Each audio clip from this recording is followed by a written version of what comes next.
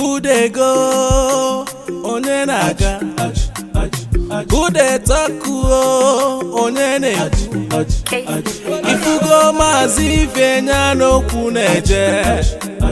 Ifugo maazị n'anya n'okwu na-eme.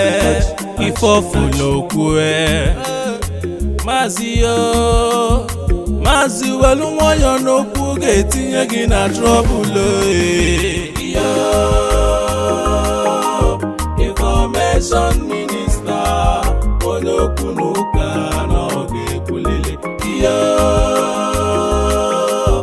Information Minister today talk onye nkwusa Ifemena na maazị ga-ekwulili Ifemena na maazị ga-asilili ma nke ọ nụrụ ma nke ọ na-anọghị